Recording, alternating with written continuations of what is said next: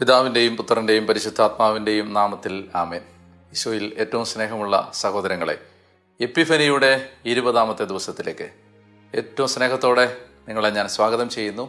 കഴിഞ്ഞ 19 ദിവസങ്ങൾ കർത്താവിനോടൊപ്പം ഓരോ പ്രഭാതങ്ങളിലും ക്രിസ്മസിന് ഒരുക്കമായി നമ്മൾ യാത്ര ചെയ്ത് ഇന്ന് നമ്മൾ ഈ 20-ാമത്തെ ദിവസത്തിലെത്തുമ്പോൾ നമ്മുടെ ഈ യാത്രയുടെ ഉദ്ദേശത്തെ ഒരിക്കൽ കൂടി നിങ്ങളുടെ ശ്രദ്ധയിലേക്ക് കൊണ്ടുവരാൻ ഞാൻ ആഗ്രഹിക്കുകയാണ്.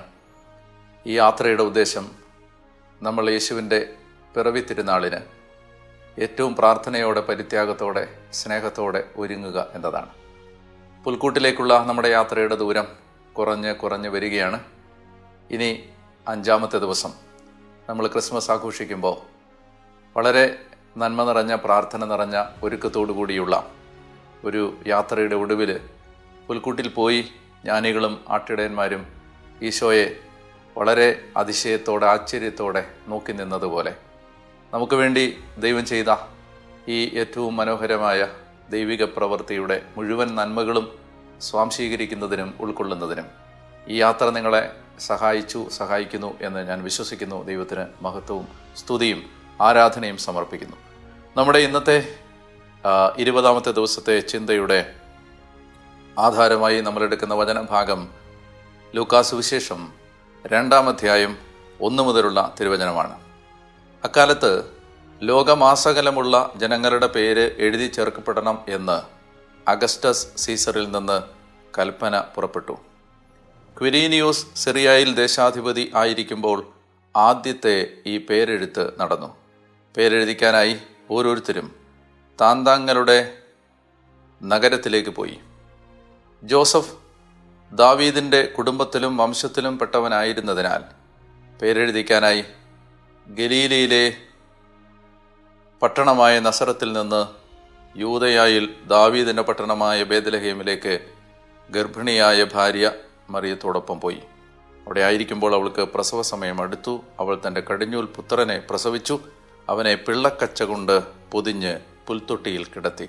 കാരണം സത്രത്തിൽ അവർക്ക് സ്ഥലം ലഭിച്ചില്ല. പ്രിയപ്പെട്ടവരെ, ചില ചരിത്ര പശ്ചാത്തലങ്ങൾ നമ്മൾ ഈ വചനഭാഗം, പ്രത്യേകിച്ച് ക്രിസ്മസുമായി ബന്ധപ്പെട്ട കർത്താവിൻ്റെ തിരുവെഴുത്തുകൾ വായിക്കുമ്പോൾ ചില രാഷ്ട്രീയ ചരിത്ര പശ്ചാത്തലം കൂടി നമ്മൾ മനസ്സിലാക്കേണ്ടതുണ്ട്. ഇവിടെ പറയുകയാണ്, ലോകമാസകലമുള്ള ജനങ്ങളുടെ പേര് എഴുതി ചേർക്കപ്പെടണമെന്ന് അഗസ്റ്റസ് സീസറിൽ നിന്ന് കൽപ്പന പുറപ്പെട്ടു. ആരാണ് അഗസ്റ്റസ് സീസർ?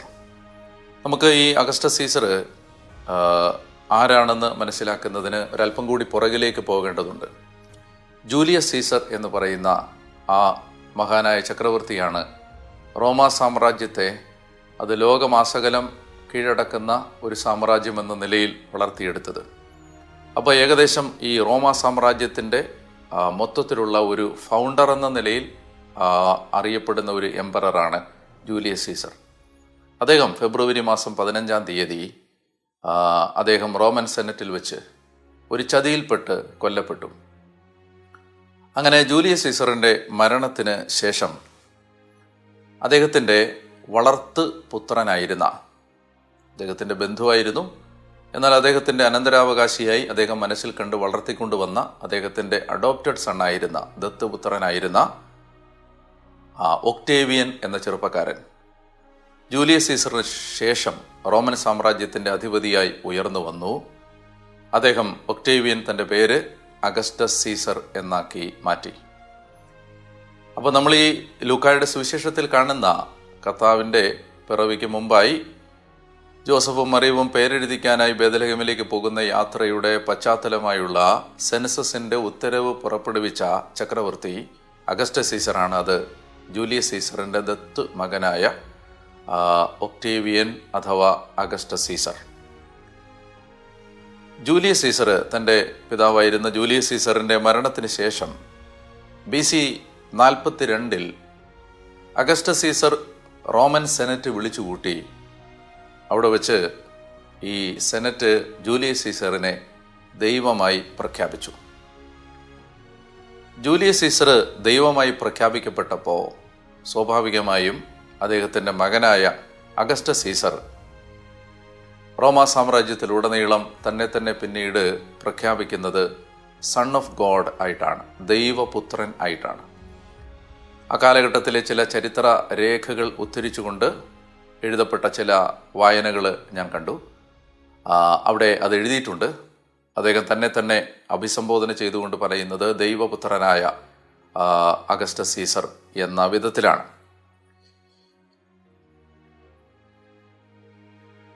അപ്പോൾ ഈ ദൈവമായ ജൂലിയസ് സീസറിനെയും ദൈവപുത്രനായ അഗസ്റ്റസ് സീസറിനെയും ആരാധിക്കുന്നതിന് വേണ്ടി റോമൻ സാമ്രാജ്യത്തിൻ്റെ വിവിധ ഭാഗങ്ങളിൽ രാജപൂജ ആരംഭിച്ചു.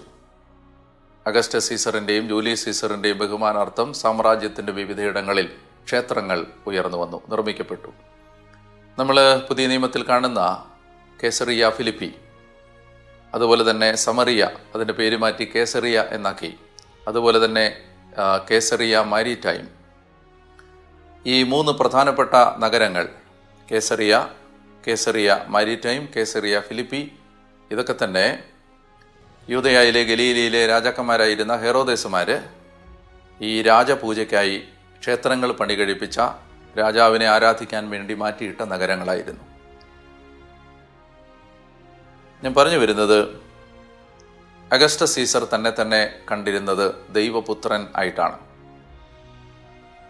അഗസ്റ്റസ് സീസറിൻ്റെ കാലത്താണ്, നിങ്ങൾ ചരിത്ര പുസ്തകങ്ങളിൽ അല്ലെങ്കിൽ പഠനകാലത്ത് കേട്ടിട്ടുണ്ട്, റോമൻ സാമ്രാജ്യവുമായി ബന്ധപ്പെട്ട് ഏറ്റവും കൂടുതൽ ഉദ്ധരിക്കപ്പെടുന്ന വാക്കുകളിലൊന്നാണ് pax Romana, PAX, pax Romana. Roman peace എന്നാണ് അതിൻ്റെ അർത്ഥം. റോമാ സാമ്രാജ്യത്തിൻ്റെ വിവിധ ഇടങ്ങളിൽ, എല്ലാ ഇടങ്ങളിലും സമാധാനം സ്ഥാപിക്കുന്നതിന് വേണ്ടി കിരാതമായ മർദ്ദനങ്ങൾ അഴിച്ചുവിട്ട് കിരാതമായ ശിക്ഷാവിധികൾ നടപ്പിലാക്കി സാമ്രാജ്യത്തിൻ്റെ വിവിധയിടങ്ങളിൽ സമാധാനം നടപ്പിലാക്കി എന്നൊരു വീരവാദം അഗസ്റ്റസ് സീസറിൻ്റെ ഉള്ളിൽ അദ്ദേഹം എപ്പോഴും സൂക്ഷിച്ചിരുന്നു. അതുകൊണ്ട് തന്നെ അഗസ്റ്റസ് സീസർ തന്നെ വിളിച്ചിരുന്ന മറ്റൊരു പേരാണ് പ്രിൻസ് ഓഫ് പീസ്, സമാധാനത്തിൻ്റെ രാജാവ്, സമാധാനത്തിൻ്റെ രാജകുമാരൻ. ഒരു വശത്ത് അഗസ്റ്റസ് സീസർ അയാളെ വിളിച്ചിരുന്നത് ദൈവപുത്രൻ എന്നാണ്. ഇപ്പോഴിത് അഗസ്റ്റസ് സീസർ അദ്ദേഹത്തെ വിളിക്കുന്നത് സമാധാനത്തിൻ്റെ രാജാവ് എന്നാണ്. അതുപോലെ തന്നെ സാമ്രാജ്യത്തിൻ്റെ ഇടങ്ങളിൽ ഇങ്ങനെ സമാധാനം നടപ്പിലാക്കി ജനത്തിന് സ്വസ്ഥതയും ക്ഷേമവും ഐശ്വര്യം കൊടുത്തു എന്ന അവകാശവാദത്തോടെ അയാൾ തന്നെ അഭിസംബോധന ചെയ്ത മറ്റൊരു വാക്കായിരുന്നു ഈ ലോകത്തിൻ്റെ രക്ഷകൻ എന്ന്, സേവിയർ ഓഫ് ദ വേൾഡ്. ഞാൻ ഇതെല്ലാം പറയുന്നത് കൃത്യമായി എഴുതപ്പെട്ട നമ്മുടെ മുമ്പിൽ അവൈലബിളായ ചരിത്ര രേഖകളുടെ വെളിച്ചത്തിലാണ്. അതുകൊണ്ട് തന്നെ ലോകത്ത് സമാധാനം കൊണ്ടുവന്ന, ലോകമെന്ന് പറഞ്ഞാൽ അന്നത്തെ റോമാ സാമ്രാജ്യമാണ്. അവർ ലോകം എന്ന് അവർ കണ്ടിരുന്നത് ആ റോമാ സാമ്രാജ്യമാണ്. ആ റോമാ സാമ്രാജ്യത്തിൽ അല്ലെങ്കിൽ ലോകത്തിൽ സമാധാനം കൊണ്ടുവന്ന സമാധാനത്തിൻ്റെ രാജാവ്, ദൈവപുത്രൻ,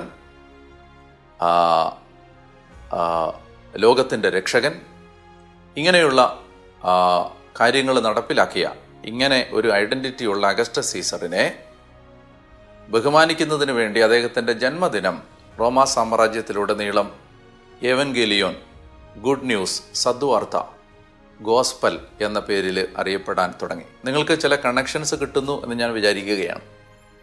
അതായത് ലൂക്ക സുവിശേഷത്തിൽ നമ്മൾ യേശുവിനെ കുറിച്ച് പരിശുദ്ധാത്മാവ് നമുക്ക് പറഞ്ഞു തരുന്ന ടൈറ്റിലുകൾ എല്ലാം തന്നെ അഗസ്റ്റസ് സീസർ എന്ന ഈ ഫേക്ക് കിങ്, ഈ ഡ്യൂപ്ലിക്കേറ്റ് കിങ് തനിക്ക് വേണ്ടി അതിനു മുമ്പേ എടുത്ത് ഉപയോഗിച്ചു എന്നാണ് ഞാൻ നിങ്ങളോട് പറയുന്നത്.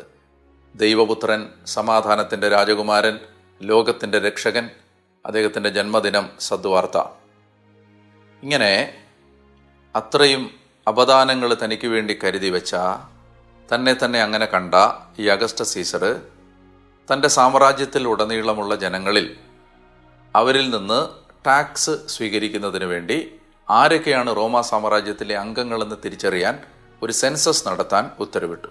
അതാണ് ലോകമാസകലമുള്ള എന്ന് പറഞ്ഞാൽ റോമാ സാമ്രാജ്യത്തിനകത്ത് ജീവിക്കുന്ന എല്ലാ മനുഷ്യരുടെയും പേര് വിവരങ്ങൾ കുടുംബ പരമ്പരകളുടെ പശ്ചാത്തലത്തിൽ, വംശങ്ങളുടെ പശ്ചാത്തലത്തിൽ എഴുതി ചേർക്കപ്പെടണം, സെൻസസിൽ റെക്കോർഡ് ചെയ്യപ്പെടണം എന്ന് അദ്ദേഹം കൽപ്പന പുറപ്പെടുവിച്ചു. അപ്പോൾ അതുകൊണ്ട് ഓരോരുത്തരും താന്താങ്ങളുടെ നഗരങ്ങളിലേക്ക് പോകേണ്ടിയിരുന്നു. എന്ന് പറഞ്ഞാൽ ഓരോ ഗോത്രത്തിനും ഈ ഇസ്രായേലിൽ അലോട്ട് ചെയ്യപ്പെട്ടിരുന്ന സ്ഥലങ്ങളുണ്ട്. അവിടെ നിന്നൊക്കെ കാലാന്തരത്തിൽ അവർ മാറി പലയിടങ്ങളിലേക്ക് മാറി താമസിച്ചിട്ടുണ്ട്. പ്രത്യേകിച്ച് വടക്കൻ ഗോത്രങ്ങൾ 10 ഗോത്രങ്ങൾ അസീറിയക്കാർ നാട് കടത്തി ഗലീലി പ്രദേശങ്ങൾ, വടക്കൻ പ്രദേശങ്ങളെല്ലാം തന്നെ യഹൂദന്മാർ ഇല്ലാതിരുന്ന ഒരു കാലഘട്ടത്തിൽ യൂദയായിലൊക്കെ ഉണ്ടായിരുന്ന പല യഹൂദരും പിന്നീട് അവിടേക്ക് മൈഗ്രേറ്റ് ചെയ്തു. ഇപ്പോൾ അതുകൊണ്ട് ഓരോരുത്തർക്കും താന്താങ്ങളുടെ പട്ടണങ്ങളിലേക്ക് ഈ സെൻസസിൽ പേര് ചേർക്കുന്നതിന് പോകേണ്ടിയിരുന്നു. അങ്ങനെ ജോസഫ്, അദ്ദേഹം ദാവീദിൻ്റെ പരമ്പരയിൽപ്പെട്ട ഒരു മനുഷ്യനാണ്. അദ്ദേഹം ദാവീദിൻ്റെ കുടുംബത്തിലും വംശത്തിലും പെട്ടവനായിരുന്നതുകൊണ്ട് പേരെഴുതിക്കാനായി ഗലീലയിലെ പട്ടണമായ നസറത്തിൽ നിന്ന് യൂദയായിലെ ദാവീദിൻ്റെ പട്ടണമായ ബേദലഹേമിലേക്ക് ഗർഭിണിയായ ഭാര്യ മറിയത്തോടൊപ്പം പോയി. നമ്മൾ ദാവീദിൻ്റെ പട്ടണമായ ബേദലഹേം എന്ന് പറയുമ്പോൾ നമ്മളൊരു കാര്യം ഓർക്കണം. പൊതുവെ ദാവീദിൻ്റെ പട്ടണം എന്ന് അറിയപ്പെടുന്നത് യഥാർത്ഥത്തിൽ ദാവീദ് പിടിച്ചടക്കി തൻ്റെ തലസ്ഥാന നഗരമാക്കി മാറ്റിയ ജെറുസലേമാണ്. എന്നാൽ ഇവിടെ പരിശുദ്ധാത്മാവ് വളരെ ശ്രദ്ധാപൂർവമാണ് ദാവീദിൻ്റെ നഗരം എന്ന് ജെറുസലേമിനെ വിളിക്കുന്നത് ബേദലഹേമിനെയാണ്. അതിന് ചില പഴയ നിയമ പശ്ചാത്തലം ഉണ്ട്. പ്രത്യേകിച്ച് നമ്മൾ കാണുന്നുണ്ട് പഴയ നിയമത്തിൽ മീഖായുടെ പ്രവചന ഗ്രന്ഥത്തിൽ ഈ ബേദലഹേമിനെ കുറിച്ചൊരു പ്രവചനം ഞാൻ വായിക്കാം. മീഖ അധ്യായം 5 1 മുതലുള്ള വാക്യങ്ങൾ. അതിൻ്റെ POC നൽകിയിരിക്കുന്ന തലക്കെട്ട് വരാനിരിക്കുന്ന രാജാവ് എന്നാണ്. നിന്നെ ഇതാ കോട്ട കെട്ടി അടച്ചിരിക്കുന്നു, നമുക്കെതിരെ ഉപരോധം ഏർപ്പെടുത്തിയിരിക്കുന്നു. അവർ വടികൊണ്ട് ഇസ്രായേൽ ഭരണാധിപന്റെ ചെകിട്ടത്തടിക്കുന്നു. ബേദലഹേം എഫ്രാത്ത, യൂദാ ഭവനങ്ങളിൽ നീ ചെറുതാണെങ്കിലും ഇസ്രായേലിനെ ഭരിക്കേണ്ടവൻ എനിക്കായി നിന്നിൽ നിന്ന് പുറപ്പെടും. അവൻ പണ്ടേ യുഗങ്ങൾക്ക് മുൻപേ ഉള്ളവനാണ്. അപ്പോൾ ഇങ്ങനെ മീഖ 5-ാം അധ്യായത്തിൽ നൽകപ്പെട്ട ഒരു പ്രവചനമാണ്. അവൻ വന്ന് പിറക്കുന്നത് ബേദലഹേം എഫ്രാത്ത, ബേദലഹേമിലാണ്. അപ്പോൾ ഈ ദാവീദിൻ്റെ പട്ടണമായ ബേദലഹേമിലേക്ക് ഗർഭിണിയായ ഭാര്യ മറിയത്തോടു കൂടെ ജോസഫ് പോവുകയാണ്. അവിടെ ആയിരിക്കുമ്പോഴാണ്, ബേദലഹേമിൽ എത്തുമ്പോഴാണ് മറിയത്തിന് പ്രസവ സമയം അടുക്കുന്നത്. അവളൊരു കടിഞ്ഞൂൽ പുത്രനെ പ്രസവിക്കുന്നത്. അവനെ പിള്ളക്കച്ച കൊണ്ട് പൊതിഞ്ഞ് പുൽത്തൊട്ടിയിൽ കിടത്തി. കാരണം സത്രത്തിൽ അവർക്ക് സ്ഥലം ലഭിച്ചില്ല. ഞാൻ അഗസ്റ്റസ് സീസറിനെ കുറിച്ച് ഇത്രയും വിശദമായ ഒരു ചരിത്ര വിവരണം നടത്തിയത് പ്രതാപത്തിൽ തന്നെ പ്രതിഷ്ഠിച്ച, രാജകീയ മഹിമയോടെ ജീവിച്ച ഈ വ്യാജ രാജാവ് അരങ്ങു വാഴുന്നൊരു കാലത്ത് യഥാർത്ഥ രാജാവ് തൻ്റെ ദൈവികതയെ ഏറ്റവും വെളിപ്പെടുത്തുന്ന വിധത്തിൽ ലാളിത്യത്തിൻ്റെ പൂർണ്ണതയിലേക്കാണ് പിറന്നു വീഴുന്നത്. ബേദലഹേം എന്ന്, ദാവീദിൻ്റെ നഗരമായ ബേദലഹേം എന്ന് പറയുമ്പോൾ തന്നെ അതിൽ സൂചനകളുണ്ട്. ആ ദാവീദ് ജനിച്ചു വളർന്ന സ്ഥലമാണ് ബേദലഹേം. ദാവീദ് ഒരു ഇടയനായി ജീവിച്ച സ്ഥലമാണ് ബേദലഹേം. ദാവീദ് വളരെ ഇൻസിഗ്നിഫിക്കൻ്റായി അറിയപ്പെടാതെ കഴിഞ്ഞ സ്ഥലമാണ് ബേദലഹേം. അപ്പോൾ ആ ഒരു ലാളിത്യത്തിൻ്റെ സിമ്പല് കൂടിയാണ് ബേദലഹേം. ഇവിടെ ഈ രാജാവ്, വ്യാജ രാജാവ് ഏറ്റവും പ്രതാപത്തോടെ ജീവിക്കുന്ന ഒരു സമയത്ത് യഥാർത്ഥ രാജാവ് ഏറ്റവും ലാളിത്യത്തോടെ പിറന്നു വീഴുകയാണ്. ഒന്നാമത്തെ കാര്യം, സത്രത്തിൽ അവർക്ക് സ്ഥലം ലഭിച്ചില്ല. നമ്മൾ ഈ സത്രത്തെക്കുറിച്ചൊരു ധാരണ രൂപപ്പെടുത്തണം. എന്തുകൊണ്ടാണ് പുൽത്തൊട്ടിയിൽ പ്രസവിക്കുന്നത് എന്നുള്ളതിന് ഒരു കൃത്യമായ ഒരു ധാരണ നമ്മൾ രൂപപ്പെടുത്തണം. അതായത് ഈ തീർത്ഥാടകർ അല്ലെങ്കിൽ പിൽഗ്രിംസ് അല്ലെങ്കിൽ യാത്രക്കാർ വന്ന് ബേദലഹേമിൽ പ്രവേശിക്കുമ്പോൾ, ബേദലഹേം ഈ ഇടയന്മാർ ഒരുപാടുണ്ടായിരുന്ന ഒരു സ്ഥലമാണ്. അപ്പോൾ അതുകൊണ്ട് തന്നെ പലരും വന്ന്, അതിഥികൾ വരുമ്പോൾ അവരുടെ കൂടെ അവരുടെ ആട്ടിൻപറ്റങ്ങളും ഉണ്ടാവും. അപ്പോൾ ഈ സത്രത്തിൻ്റെ ഒരു സ്ട്രക്ചർ ഇങ്ങനെയാണ്. അതിന് ഒരു വാതിലാണുള്ളത്. ആ വാതിലിലൂടെ നിങ്ങൾ അകത്തേക്ക് പ്രവേശിക്കുമ്പോൾ ഈ ഒരു സെമി സർക്കിളിൽ, ഒരു അർദ്ധ വൃത്താകൃതിയിൽ ഈ സത്രം നിർമ്മിക്കപ്പെട്ടിരിക്കുന്നു. അപ്പോൾ നിങ്ങൾക്ക് ഓരോരുത്തർക്കും, അതിഥികൾക്ക്, ഈ വരുന്ന സത്രത്തിലേക്ക് വരുന്ന യാത്രക്കാർക്ക് പ്രവേശിക്കുന്നതിന് ഈ ഹാഫ് സർക്കിൾ സ്ട്രക്ചറിനകത്ത് മുറികൾ ഉണ്ട്. എന്നാൽ ഇവരുടെ ആടുമാടുകളെ, ഇവരുടെ കന്നുകാലികളെ, ഇവരുടെ കൂടെ അവർ കൊണ്ടുവരുന്ന മൃഗങ്ങളെ സൂക്ഷിക്കുന്നതിന്, അവരെ അക്കോമഡേറ്റ് ചെയ്യുന്നതിന് ഈ ഹാഫ് സർക്കിളിൻ്റെ മുറ്റം പോലൊരു സ്ഥലത്ത് തൊഴുത്തുണ്ട്. അപ്പോൾ നിങ്ങളുടെ മനസ്സിൽ അതിനെക്കുറിച്ചൊരു ചിത്രം രൂപപ്പെട്ടു എന്ന് ഞാൻ വിചാരിക്കുന്നു. ഒരു വാതിൽ, ആ വാതിലൂടെ നിങ്ങൾ അകത്തേക്ക് കയറുമ്പോൾ വലിയൊരു മുറ്റത്തേക്കാണ് നിങ്ങൾ പ്രവേശിക്കുന്നത്. ആ മുറ്റത്തെ ഹാഫ് സർക്കിളിൽ അതിന് മാറി അതിൻ്റെ പുറകിൽ നിൽക്കുന്ന ആളുകൾ താമസിക്കുന്ന മുറികൾ. അപ്പോൾ ഈ അതിഥികളെല്ലാം ഈ മുറികളിൽ നിറഞ്ഞ് കഴിയുമ്പോൾ അവരുടെ കൂടെ അവർ കൊണ്ടുവന്ന മൃഗങ്ങൾ, കന്നുകാലികൾ, ആടുമാടുകൾ, ഇതെല്ലാം ഈ കോർട്ട് യാർഡിൽ, ഈ മുറ്റത്ത് അവരതിനെ പാർപ്പിക്കും. അപ്പോൾ മുറികളിൽ സ്ഥലമില്ലാത്തത് കൊണ്ട് ഈ മുറിക്ക് വെളിയിലുള്ള മുറ്റത്ത് ഈ പുൽത്തൊഴുത്തിലാണ് പരിശുദ്ധ അമ്മ തൻ്റെ മകനെ, യഥാർത്ഥ രാജാവിനെ, ദൈവത്തെ പ്രസവിക്കുന്നത്. അപ്പോൾ നിങ്ങൾക്ക് എന്തുകൊണ്ടാണ് പുൽത്തൊട്ടിയിൽ പ്രസവിച്ചു എന്ന് പറയുന്നത്? അല്ലാതെ ദൂരെ എവിടെയെങ്കിലും പോയി അങ്ങനെ കാട്ടിലോ അല്ലെങ്കിൽ ഏതെങ്കിലും ഇടയന്മാർ താമസിക്കുന്ന സ്ഥലത്തോ ഒക്കെ പോയി പ്രസവിച്ചു എന്നല്ല അതിൻ്റെ അർത്ഥം. ഈ നഗരത്തിൽ തന്നെയുള്ള ഇന്നത്തെ നമ്മുടെ ഹോട്ടലുകൾ എന്ന് പറയുന്ന പോലെയുള്ള ഒരു സംവിധാനത്തിൽ അതിൻ്റെ ഒരു കോർട്ട് യാർഡിലാണ്. ഇന്നത്തെ കാലത്തെ ഭാഷയെ പറഞ്ഞാൽ നമ്മൾ വണ്ടി പാർക്ക് ചെയ്യുന്ന സ്ഥലത്ത്, പാർക്കിംഗ് ഗ്രൗണ്ടിൽ, അല്ലെങ്കിൽ അന്ന് മൃഗങ്ങളെ സൂക്ഷിച്ചിരുന്ന സ്ഥലത്ത്, അവിടെയാണ് അമ്മ തൻ്റെ കുഞ്ഞിനെ പ്രസവിക്കുന്നത്. ഞാൻ നിങ്ങളുടെ ശ്രദ്ധയിലേക്ക് ഇന്ന് കൊണ്ടുവരാൻ ആഗ്രഹിക്കുന്നത് 2 കാര്യങ്ങളാണ്. ഒന്ന്, ഈ പുൽത്തൊട്ടിയിൽ കിടത്തി. ഈ പുൽത്തൊട്ടിയിലെല്ലാം ആടുകളാണ്. മാത്രമല്ല, കുറച്ച് കഴിയുമ്പോൾ ആട്ടിടയന്മാർ ആടുകളെ രാത്രി രാപാർത്തുകൊണ്ടിരുന്ന ഇടയന്മാരെ കുറിച്ചും പറയും. ഈ ബേത്ലഹേമിലെ ദാവീദ് ഒരു ഇടയനായിരുന്നു എന്നും നമുക്കറിയാം. അപ്പോൾ ഈ ഭാഗത്ത് വായനക്കാരൻ്റെ മനസ്സിലേക്ക് ആഴത്തിൽ പതിയുന്ന ഒരു സിമ്പലാണ് ഇടയനും ആടും. ഇവിടെ ഒരു ഇടയൻ ഈ ലോകത്തിനു വേണ്ടി വന്ന് പിറക്കുകയാണ്. രാജാവാണ്, പക്ഷേ ആ രാജാവിൻ്റെ ഹൃദയം ഒരു ഇടയൻ്റെ ഹൃദയമാണ്. ഒരു രാജാവ് ഇപ്പോൾ ഈ രാഷ്ട്രീയ പശ്ചാത്തലത്തിൽ പുറകിൽ നിൽപ്പുണ്ട്. ആ രാജാവ് അധികാരമോഹിയാണ്, പ്രതാപവാനാണ്, തൻ്റെ പ്രജകളെ പീഡിപ്പിക്കുന്നവനാണ്, കിരാതമായ മനസ്സുള്ളവനാണ്.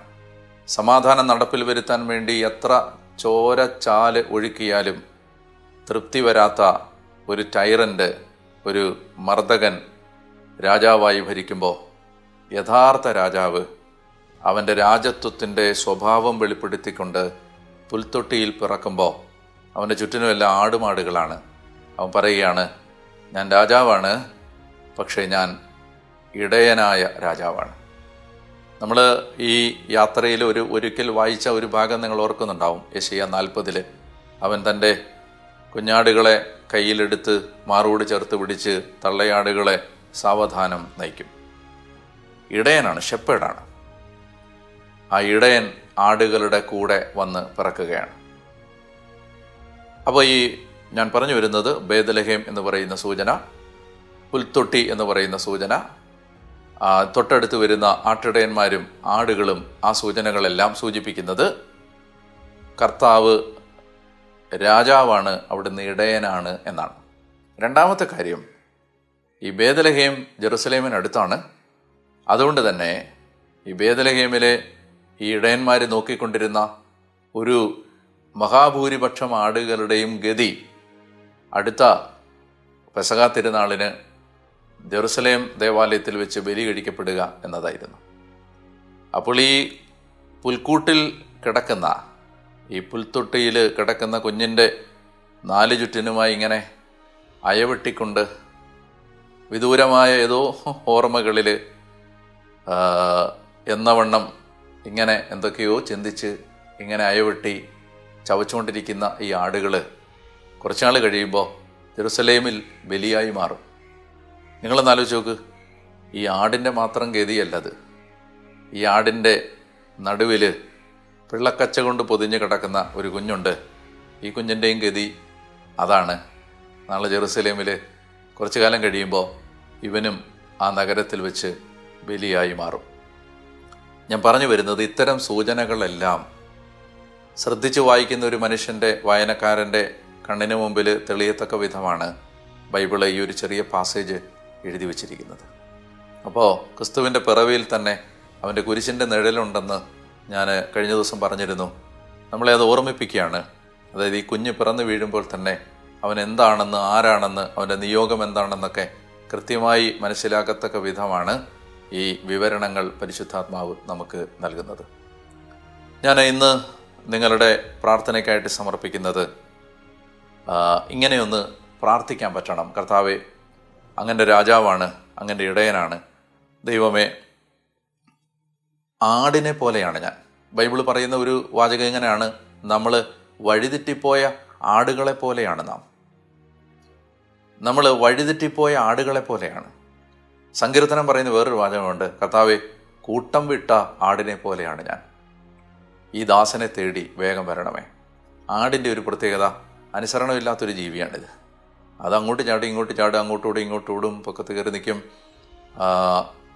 അങ്ങനെയാണ് നമ്മൾ. പറയാൻ പറ്റട്ടെ, കർത്താവേ, കൂട്ടം വിട്ട ആടിനെ പോലെയാണ് ഞാൻ.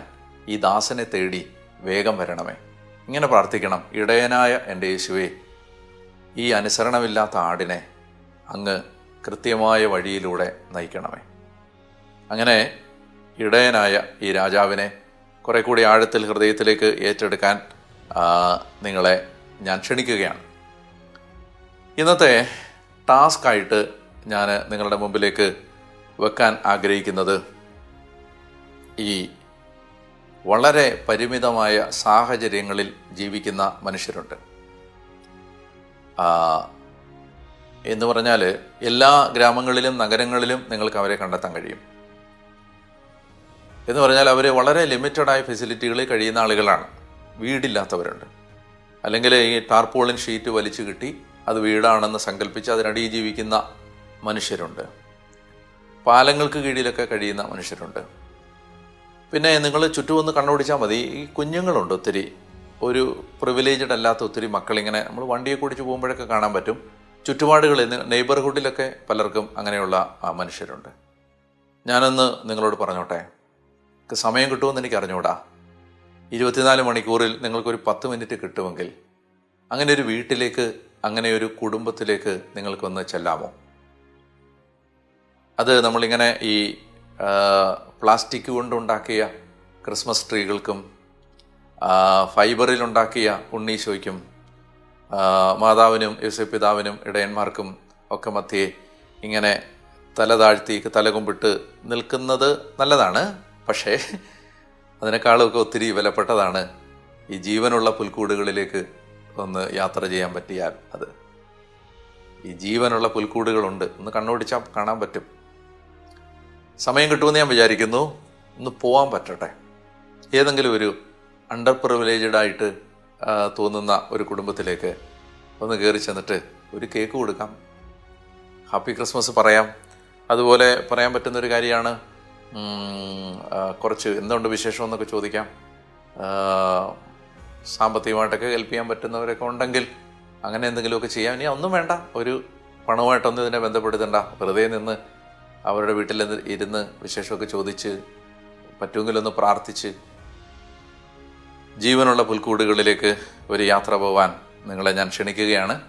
ഇനി അങ്ങനെ ഒരു വീട് നിങ്ങൾക്ക് കണ്ടെത്താൻ പറ്റിയില്ലെങ്കിൽ ഇന്ന് രാത്രി കിടക്കയിലേക്ക് ചായുന്നതിന് മുമ്പ് അങ്ങനെ ഒരാളെ കണ്ടെത്താൻ നിങ്ങൾക്ക് പറ്റും.